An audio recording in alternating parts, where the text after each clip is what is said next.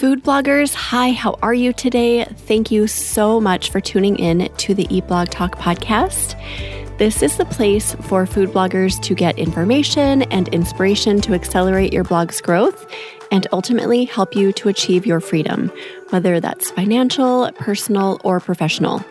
I'm Megan Porta. I have been a food blogger for 13 years, so I understand how isolating food blogging can be. I'm on a mission to motivate, inspire, and most importantly, let each and every food blogger, including you, know that you are heard and supported. You are going to want to download our bonus supercut that gives you all the information you need to grow your Instagram account. Go to eatblogtalk.com/Insta growth to download today. I know you want the juicy scoop about SEO as we go into 2025. Laura Arnold from Dang Good Digital joins me in this episode to give you all the details about the things you need to know about SEO as we go into this new year. She talks about the fact that we need to be thinking about niching down, analyzing our content, seeing what worked in the past year, and considering niching down a little bit if needed. She also talks about the fact that low competition keywords are not dead. Keep using that strategy. A couple other things she highlights in the episode are you need to be doing video, whether you'd like to hear it or not, and community should be a huge focus for you in 2025. There are so many good nuggets in this episode. You are going to absolutely love it. It is episode number 641. Are you really wanting to be a part of one of the Eat Blog Talk mastermind groups, but you're just not in the place to make the investment right now? The Eat Blog Talk accountability group might be the perfect fit for you. For just $34 a month, you'll get access to weekly accountability check-ins, a private Slack channel, live productivity sessions, and monthly Zoom calls with fellow bloggers and me, Megan Porta. Achieve your big blogging goals surrounded by supportive, like-minded creators who truly understand your journey. The Eat Blog Talk accountability group is here to help you stay focused and motivated as you build your awesome brand. Head to eatblogtalk.com/focus today to claim your spot. Laura Arnold is a New York City-based Emmy-Nominated culinary television producer, cookbook consultant, and award-winning content creator with over a decade of experience. She currently is a supervising culinary producer for Food Network's The Kitchen and has worked previously at ABC's The Chew, DotDash Meredith, Good Housekeeping, Food 52, Kitchen.com, and with many more brands. Laura, welcome back to the podcast. How are you on this lovely New Year's Eve day? Hi, Megan. I'm great. Happy New Year's. Yes, very excited to be here, talk about everything for the new year, and see what goals we want to make on this call. Yes, thank you for being our voice of SEO for the new year. I always like to have some sort of SEO expert on to start the new year, just so people know what to have in their minds as they go into a new year. Things are always changing, as you know, so it's good to keep certain things top of mind. Before we get into that, do you have another fun fact to share with us? I was trying to think of a new one for this call. A lot of people don't know this about me, but in college, my school was really into study abroad. Almost every student did it as part of their curriculum. And I went to East Africa for 4 months and lived in a cabin and studied animals because I was a biology major. And it was probably the most life-changing experience I've ever had. Oh my gosh. So 4 solid months. And where in Africa was that? Half the program was in Tanzania and half the program was in Kenya. And oh my gosh. if you ever have the opportunity, jump on it because it was absolutely incredible. That sounds so life-changing. I was in Uganda for, 3 weeks a couple of years ago. It was right before COVID. So I think it was 2019. But yeah, life-changing. I will never forget that experience. I can't imagine being there for 4 months. I'm sure that was just incredible. It was so cool. But, one day I'll go back. Can't wait. Yeah. Oh, do you have people you stay in touch with there? Yes, a handful of friends. It was a tight-knit group of about 30 people. And then we had local teachers, which was amazing. So they knew everything about the country and where to go, what to see. So it's truly amazing. Oh, incredible. Love knowing that about you. Well, let's get into SEO. So we are barely into 2025. When this episode is published, it'll be a couple weeks into 2025. I'm trying to reserve it for one of the first episodes of the year. So I don't know. SEO just seems like a point of contention. Like food bloggers are afraid to even talk about it anymore. Like I don't even want to think about keywords or doing research or whatever. Like I just want it off my radar. But we do have to think about it because it's a really important part of our businesses still. Do you agree with that? I totally agree. SEO is not dead. I know that's all over social media right now and all over online, but I can truly speak to it. It's still growing, it's evolving daily. I think that's what's the most intimidating thing about it. And, as a site owner, as a food blogger, creator, whatever you may be, we all just want a format and we want to be able to follow that format.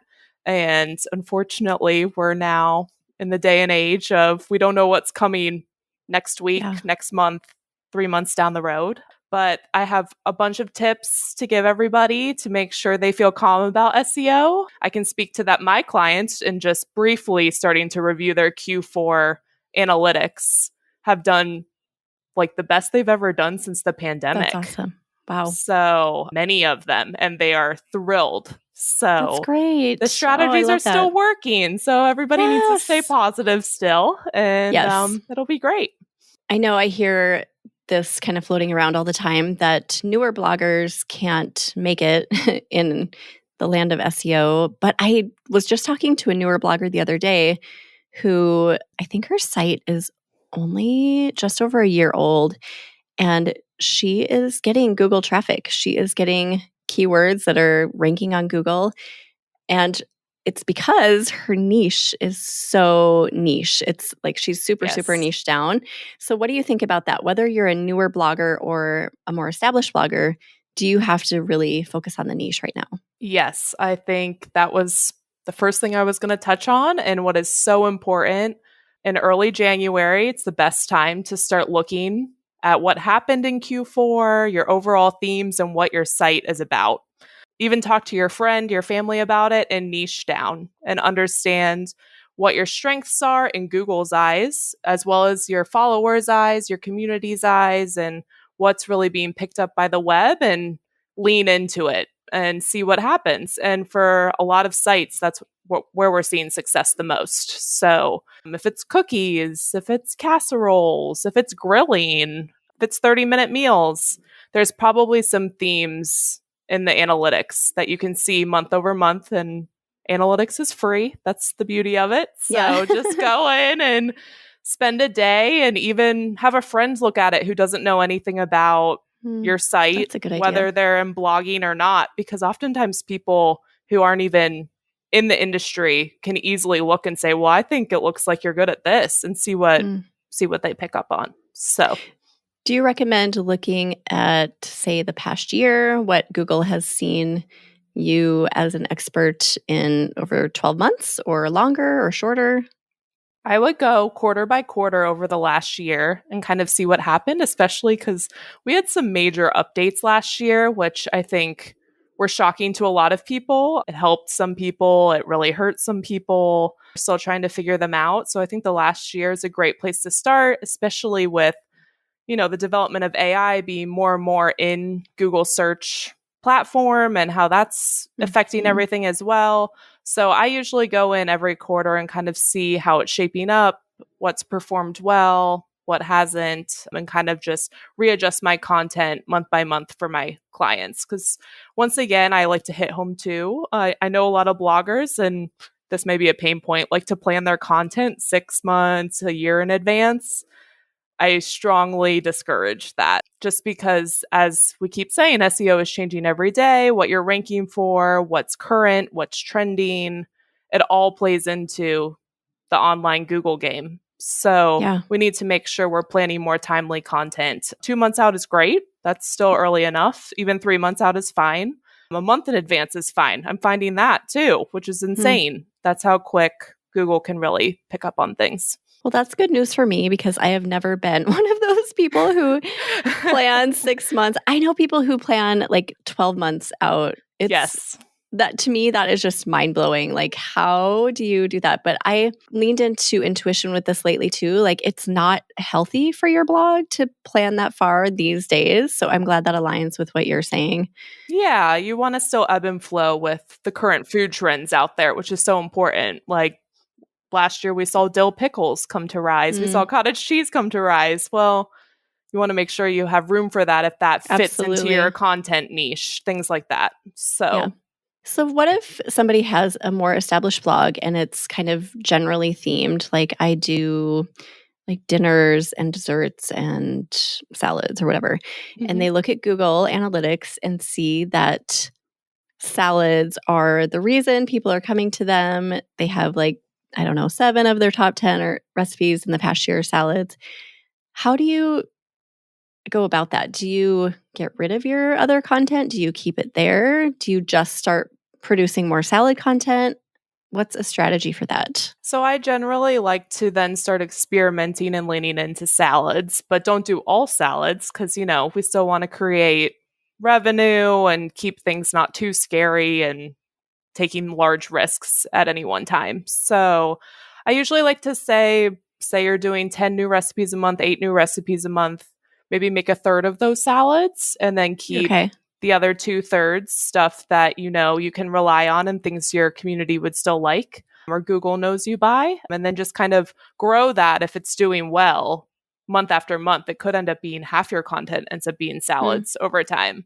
I don't think at the beginning there's no reason to delete posts. It's just starting to experiment down your content niche and understanding what might do well in different seasons. And with something like salads, you then really need to look at seasonality when that post is going to go live because it does wonders for the search engine. It really, really does. So, okay. So that would be the salad would be considered a content pillar, right? And that would be something to just round out, and to create a plan around. Yes. Yep. Okay. Exactly.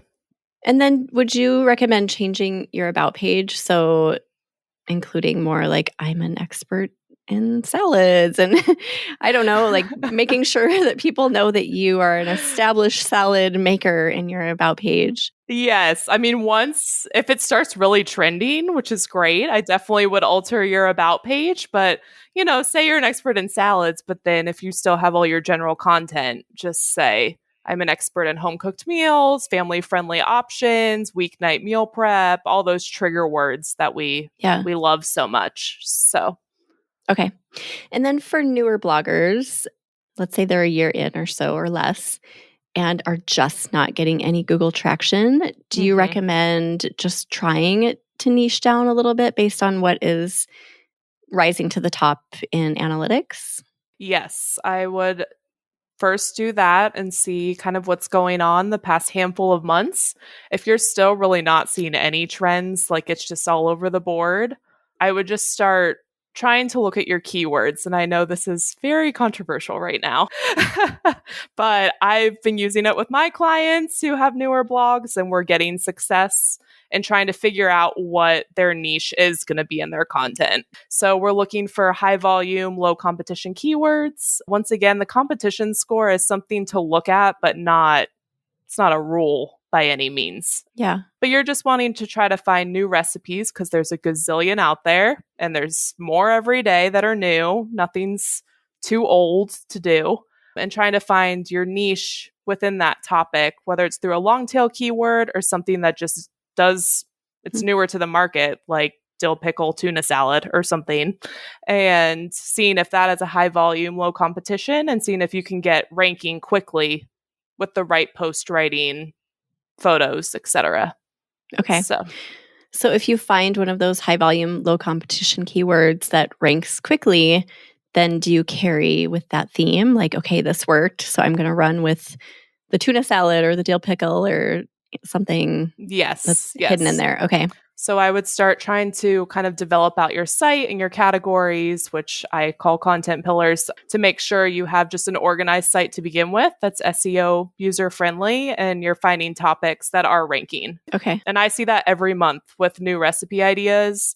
My clients, I don't let them do fluff anymore. It is every recipe is chosen for a reason. So, and we're seeing them most of the time for a majority of the recipes ranking very well, very quickly. So, okay. Do your clients have a magic number of new posts they publish weekly, or does it just depend on the publisher? It depends on the publisher. I don't like to make a total rule out of it. I think I said on our last talk, my general kind of guess when I tell people is I love 10 new pieces of content, 10 new recipes, and 10 post updates. It sounds like a ton, but it's showing Google that you're really active on your site and publishing new current content all the time, which is a great SEO goal to always have.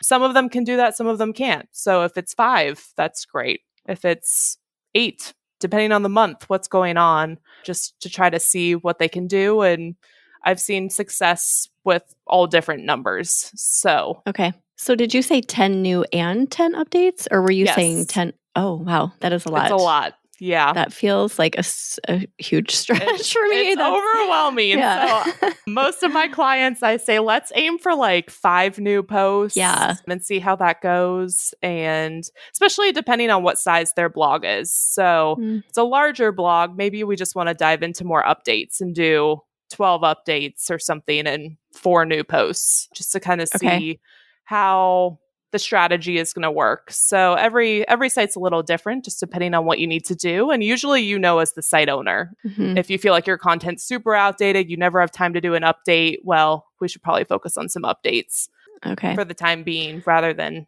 just delete pages for no reason. Yeah. So that's kind of where I'm at. My site's pretty old. It's 14 and a half years old. That feels crazy.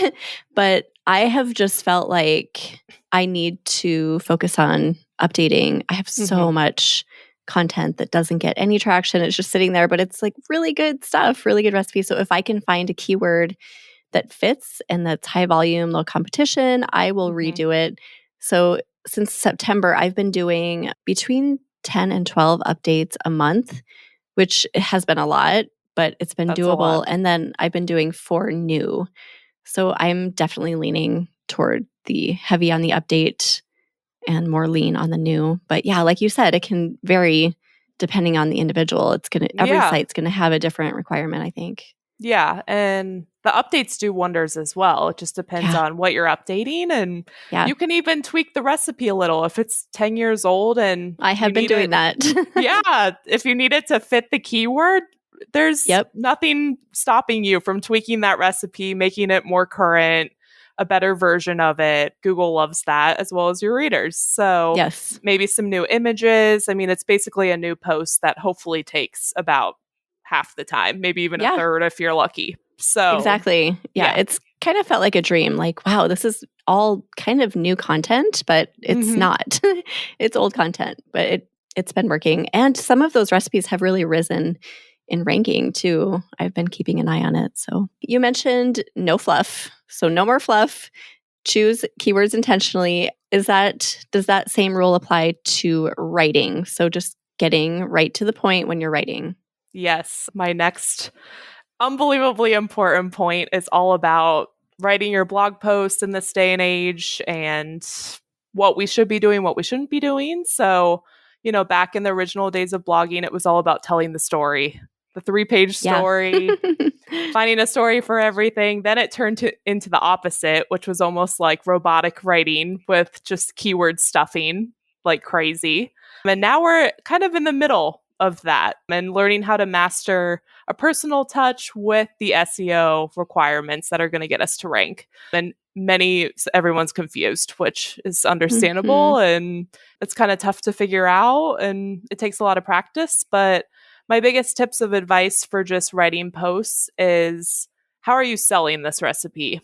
And that needs to be in your meta description. So I call that meta description the top of the post for newer bloggers, or people that need a refresh. So I say it can be 2 to 3 sentences. And then obviously you then shorten that to put into your Yoast meta down at the bottom of the post. But in this meta, we need what I like to call our trigger words. So 30-minute meal, 7-ingredient recipe, meal prep with ease, weeknight supper, all of these terms. And when I have a new client and they're trying to figure out how to do this, I have them do an exercise where I just say, for 10 minutes, I want you to just open a Word document and write down every sort of trigger word that you can come back to as your dictionary in the future and a reminder.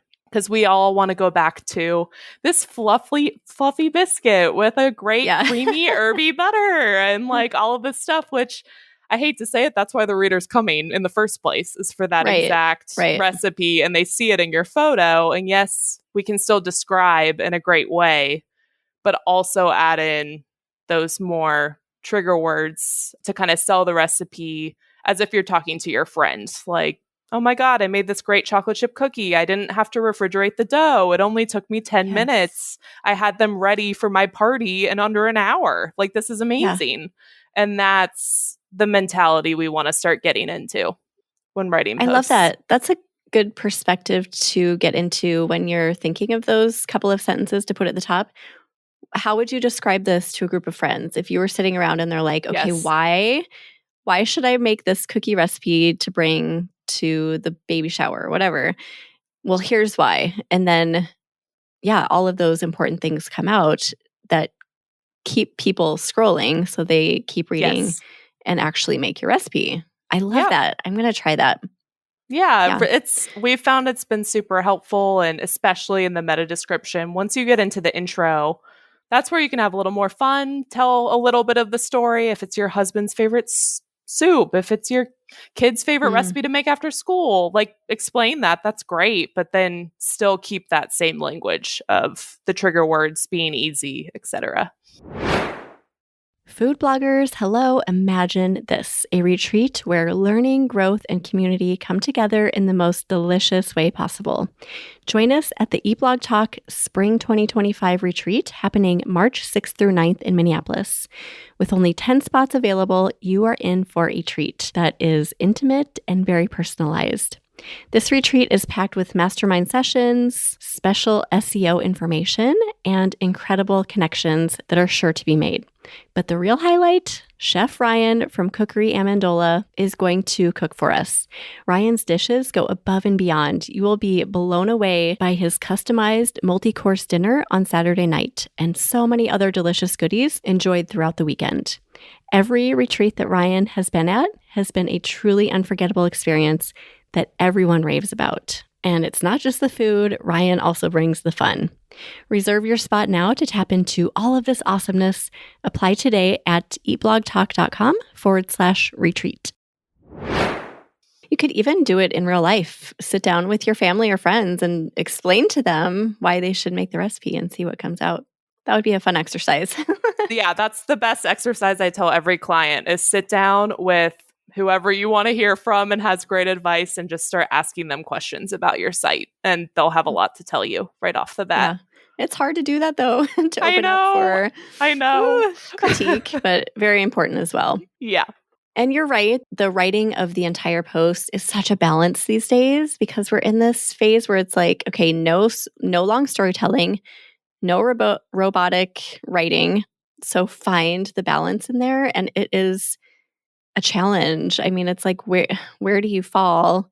I think just the more you write, the better you get at finding that balance, right? Yes. I don't know. And I mean, the other exercise I give right at the beginning as well is just spend an hour, not much time, even 30 minutes, reading through top blogs and understanding how they're phrasing things, what they're doing, because they're probably updating their content pretty frequently. They're probably seeing the trends, see why they're ranking. Your competitor is unfortunately your enemy, but also your best friend.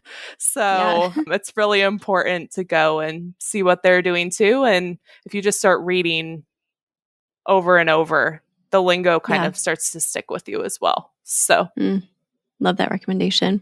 What are your thoughts on video? I love it so much. Another pain point for a lot Another of... pain point, which is why I looked pained when I said it. It's definitely a pain point, and it's something some people love to hear and something others don't. But Yeah. my biggest thing with video is it's only growing and getting bigger. We're in the digital age, and it's lovely to have a visual representation of every recipe. The best part of video, too, is I'm all about right now diversifying your content. So why not make a video and then we can also post it to social media, because it's a great marketing tool that's also free to get traffic to your site. And there's so many ways to direct that Instagram traffic or TikTok to your site. And we're seeing incredible numbers come in from that as well, using social links or ManyChat, all of those different tools to then start getting organic traffic to your website as well, more ad revenue. So it is painful, but I think it's super rewarding at the end of the day. And I think it's only going to be more rewarding as we see how Google evolves. And if you can just start practicing setting up a camera, and you don't have to post the first videos, practice a couple just while you're making your posts and see what you can do with them. And the best part is now we really are in the age of video where it does not need to look perfect, as we can all see, and people actually like imperfection a lot. Yeah. So that is a relief. I'm kind of in the camp where I kind of like, I've been there. I've created the videos. I've done hundreds of videos in my past years, and I'm kind of over it. So it's hard to hear that I need to do video, because I don't want to, Laura. I don't want to do video. I'm so over it. I loved it for a time. It was so fun to experiment and do the hands and pans and even experiment with, face video. I don't know. It's just something that I've been resisting. I don't want to go back there, but I do feel the pressure removed when you say that it doesn't have to be perfect. So I could take out my phone probably and do some sort of quick video, and that could suffice. Exactly. Nothing crazy at all. Just set it up. Your kitchen doesn't have to be fancy. It doesn't need to be perfectly styled. People are loving just watching someone walk into their kitchen and whip up something that they think looks good and try it themselves. So we're getting to that point, because hands and pans was so overstyled and very time consuming. And now your video, I have several people I know that just make their videos while they're doing their blog photos and just edit them together. And it's a one-stop shop, and ends up being rewarding in the end and not as time consuming as people think it is. So. Okay. All right. Fine. Sorry. No, it's good. I mean, it is the way that everything is going. So it's good to hear. Some things are painful to hear as bloggers, but we need to hear them anyway. Yeah. And then what are your thoughts about community? I know this is a really important piece of the puzzle right now. You need to build community. Is that on your radar too? Yes, that is one of the main themes for all of my clients for 2025. Some people love it. Other people are trying to figure out how to do it in their own way, because there's so many different ways to go about community, but trying to build that follower base. And with a site, it's a little difficult because it's organic search. Unless they remember your name or bookmark your site, a lot of times it's a little bit random, unless you're always in the top 5 search results, which is not many. It's building that community and finding the way you're most comfortable to do that, so you're still getting ad traffic and kind of that foundational base you can rely on and grow over time. And that could be through email, that could be through Facebook.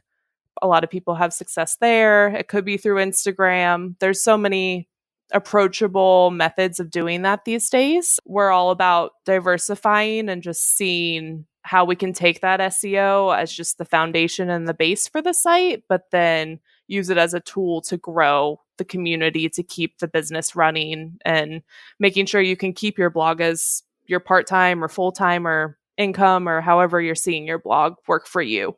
And everybody's kind of honing in on how they're going to do that this year, and what time they're going to spend on it, and seeing how they can find that community and what that community is for. And then it also helps you then, to circle back to the beginning of the conversation, niche down on your content, because then you have a follower base that tells you you are the casserole expert. You are exactly what you are. The breakfast expert. And that's what I come to you for. And I love you for it. So I want to keep coming back to you more and more. Yeah.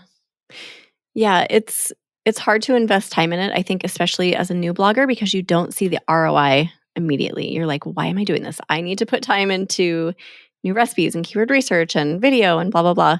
So it's hard to justify, I think, in the beginning.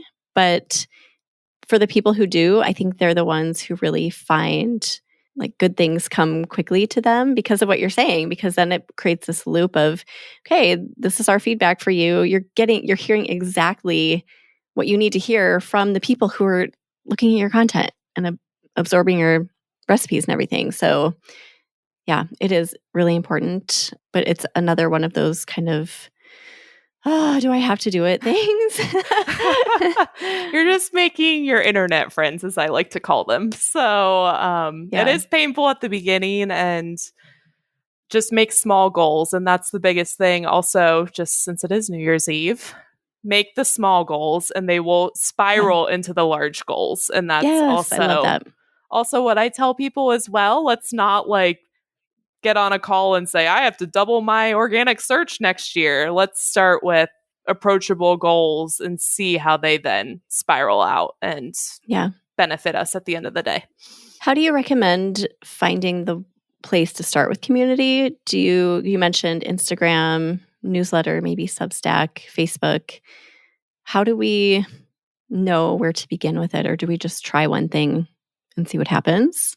If you've really have no presence at all and are starting from scratch, I would try like 2 or 3 things, whatever is manageable for you, and try to repurpose content you already have to start, because it is overwhelming to try to do everything at once. We wear so many hats in this business. So I see most reward for building community that's consistent on Instagram and Facebook. So I would try those 2 things.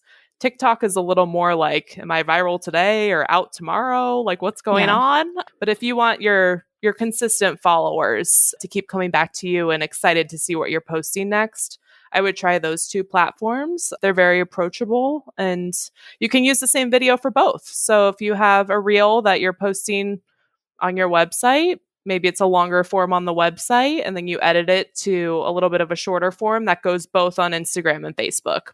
And then it's pretty breezy from there, and you kind of just watch the traffic and see which platform's responding better. I mean, in our dream world, we'd post on everything all the time, but if you're starting to get great response from Facebook, then let's put more energy there, responding to comments and getting more content up there and seeing how it's helping our site at the end of the day too. A bit of experimentation, just like with everything else that we do, right? Just experimenting and seeing what works and tweaking the process as we go. I was going to ask you about the HCU. So I know we had a few really big updates in 2024 that crushed a lot of content creators, food bloggers specifically. Do you have any insights on that? Like, are we going to be in a world now where this is always happening? Do we know? Do we not know? Any thoughts? Well, I think we were surprised there was a December update. I definitely didn't see that coming, just because we had a pretty big one in October. So I think it's just, unfortunately, riding the wave, which is not the answer people want to hear at all. But I saw different results for every client with every update this year. Some really did great with them, others did not do so well, but I did see recovery for most by the end of the year, which was great news for everyone. In terms of next year, it's hard to know. AI is going to keep evolving. I don't know what that's going to mean in general right now. We're already seeing that lovely search bar at the top of the page that's pushing all of our rankings down more and more. So I think over time, just have to to ride with it and keep producing the best quality content for the reader that we can. Because right now, ChatGPT cannot really create a great recipe, at least in my opinion. Yeah. Maybe some other people have found it different, but every time I look, I'm like, that's not going to work. Yeah. So they still need our content, and we just have to keep making quality content in Google's eyes to be able to get through every update and see how we're going to make it. So I know a few bloggers who were told by SEO experts that they had a classifier on their site or a tag after some of the updates in this past year.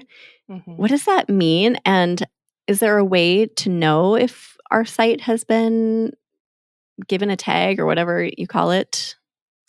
I think with the classifier, that's in simple terms just meaning that your traffic dropped quite heavily in Google's eyes. And for whatever reason, your content or your technical SEO needs a little bit of a dive into to see exactly what happened. If it's technical, great. That's probably a somewhat quick fix. If it's content, then it might take a little longer. And just looking at, was it keyword stuffing? Do I need to take a bunch of keywords out? You don't need it in every H2 anymore. Is it honing in on my content? Is it just looking at my site holistically and seeing why, for some reason in Google's eyes, did this drop by half of my traffic that I had previously? But it needs to be a pretty significant traffic drop for you to be worried. Okay.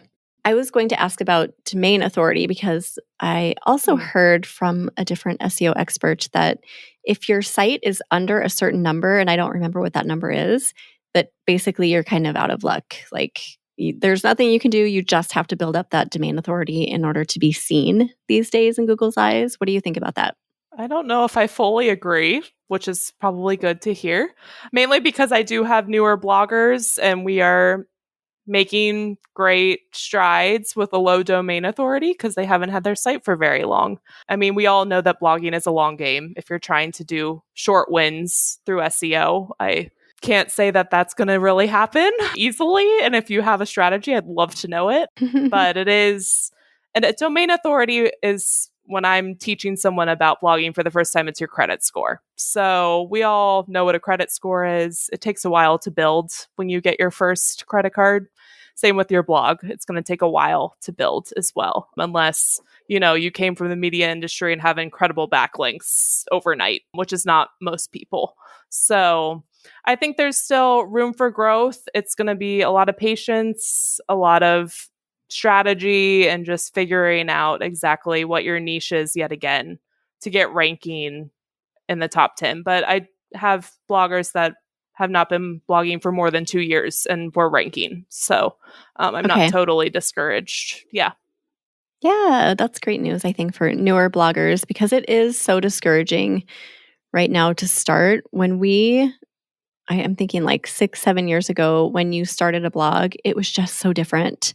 There was kind of a formula that you went through and it wasn't quite so difficult. So now I see so many newer bloggers get discouraged right away and give up, or they just don't know what to do. They don't know how to move forward after a year when they're not seeing traction. So it's tough. The recipes that aren't ranking too, once again, diversification is my way to go. So let's take those and make a little ebook and see if that helps. Put it in the newsletter.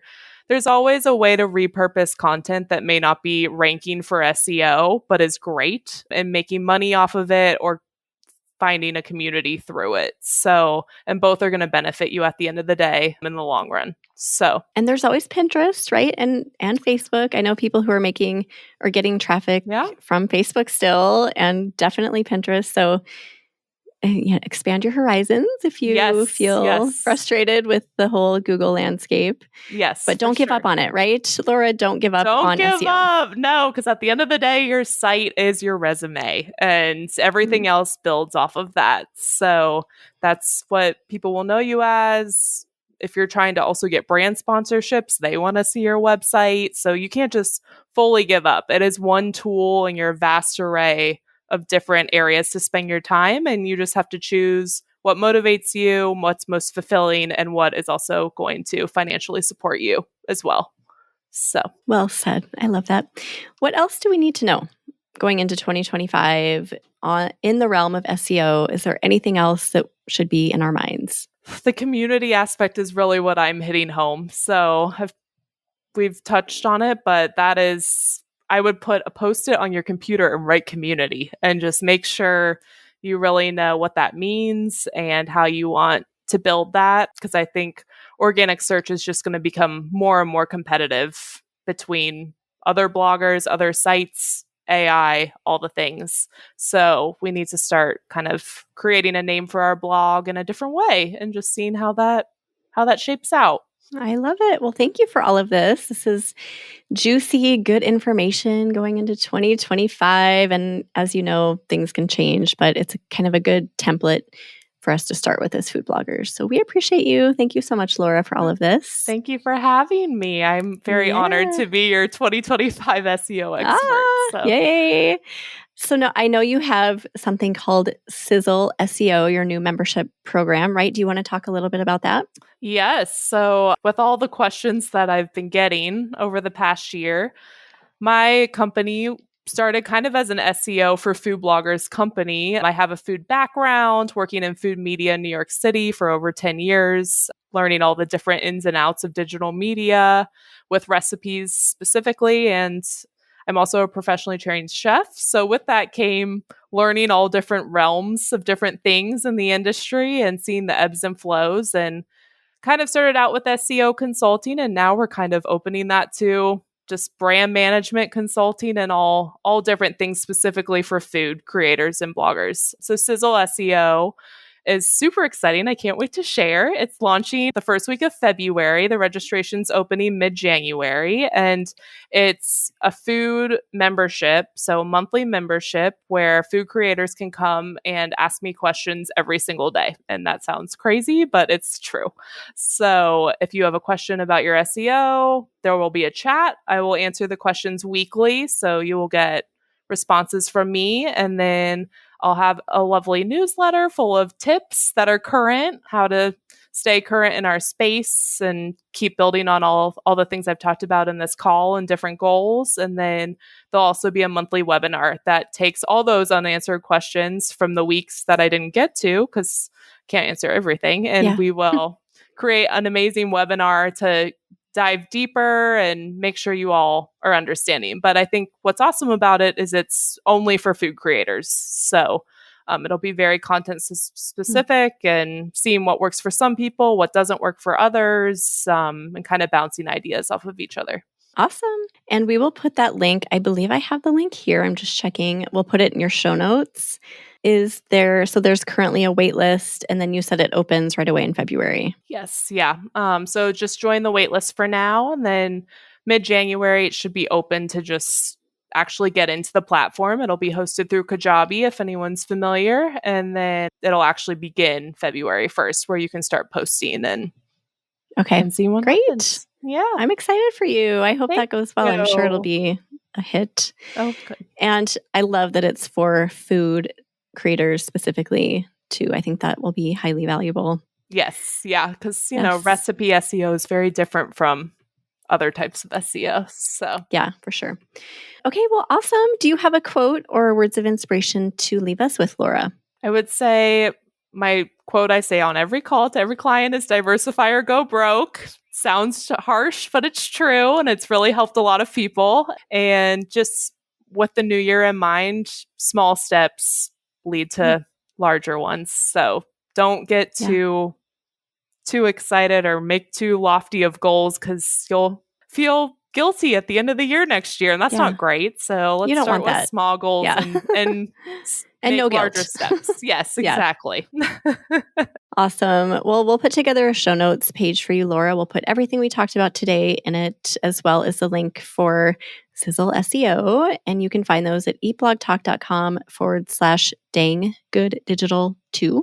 Tell everyone where they can find you if they need to get a hold of you, if they need to see your content. Are you on social media, website, etc.? Yes. My website is danggooddigital.com.